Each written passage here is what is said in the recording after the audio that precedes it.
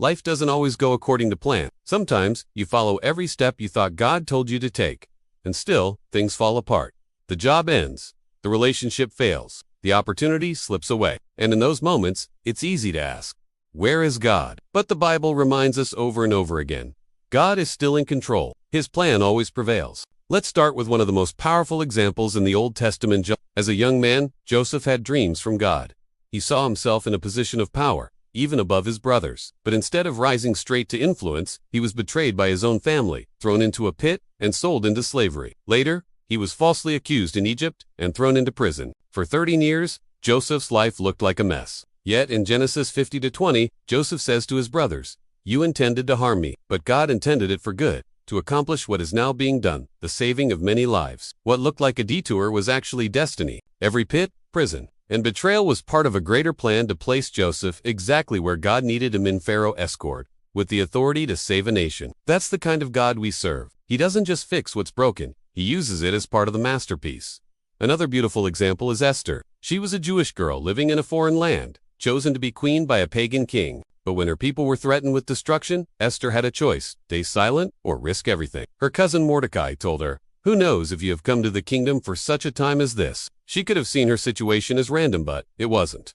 God had positioned her perfectly. She was part of God's plan to preserve his people. You see, we often want the details first. We want the map, but faith doesn't work that way. God gives us the next step, not the full blueprint. And the more we walk by faith, the more we realize, even when we feel lost, God knows exactly where we are. Even Jesus' life proves this. Think about it. The disciples thought all hope was lost when Jesus was arrested. When he was nailed to a cross, it looked like failure, defeat, darkness.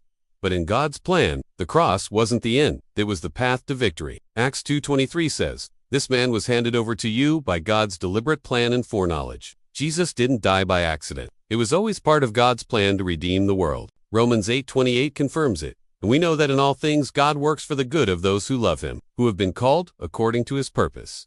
Not some things, all things. That includes heartbreak, delay, disappointment, and failure. God doesn't waste anything. He weaves it all into something beautiful in his time. Maybe today, you're in a season of confusion or frustration. Maybe what's happening makes no sense at all. But friend, here's the truth. God sees the end from the beginning. Isaiah 46:10 says, "I make known the end from the beginning. My purpose will stand, and I will do all that I please." God is not figuring this out as he goes. He already knows what he's doing in your life, even when you don't. So what do we do while waiting for his plan to unfold? First, we must trust his character. If God is good, then his plan is good, if it's painful for a time. Second, we obey even when it's uncomfortable. Joseph honored God in the prison. Esther risked her life. Jesus submitted to the Father's will. And in doing so, they became part of something eternal. Third, we let go of our need for control. Proverbs 19:21 says, "Many are the plans in a person's heart, but it is the Lord's purpose that prevails." You can make plans but surrender the results to God. We also need to remind ourselves that God's plan includes growth, not just outcomes. The wilderness, the waiting, the pruning, all of it makes you stronger, wiser, and more dependent on him. The point of the process is not just to get you somewhere, but to shape who you are when you arrive. And when you feel discouraged, remember the cloud of witnesses, those who walked by faith before you.